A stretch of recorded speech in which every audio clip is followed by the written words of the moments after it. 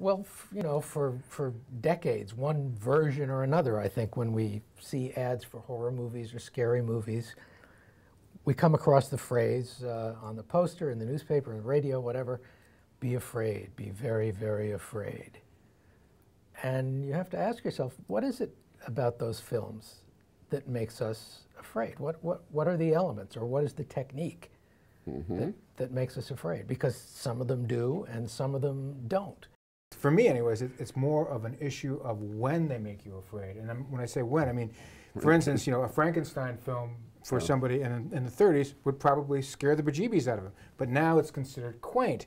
You look at some of the torture porn of the new millennium, and that scares a lot of people. Other people just get totally turned off by it. So I think horror we seem to be gravitated towards the horror of our generation at a particular point in time. At different ages, at different times in our society, different things become more frightening. I think that's true. But I think it's also possible that if you look at the imagery that we always see, there are certain common elements as we look back, and that's also kind of interesting.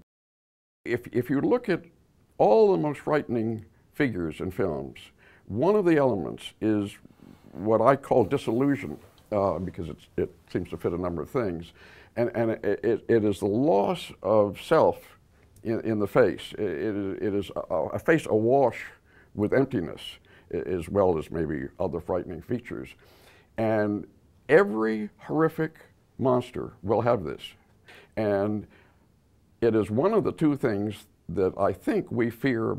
It is part of what we fear most in these films, is our own self dissolving in a certain sense, sometimes literally, but in a sense losing certain abilities, learning things about ourselves that make us distinct, losing how to understand what's going on around us, or and often sometimes literally losing part of our features. Very frightening. Much more frightening to see a scene where somebody is transformed and sort of emptied as opposed to killed. It is just terribly disturbing to see ourselves alive but not ourselves anymore.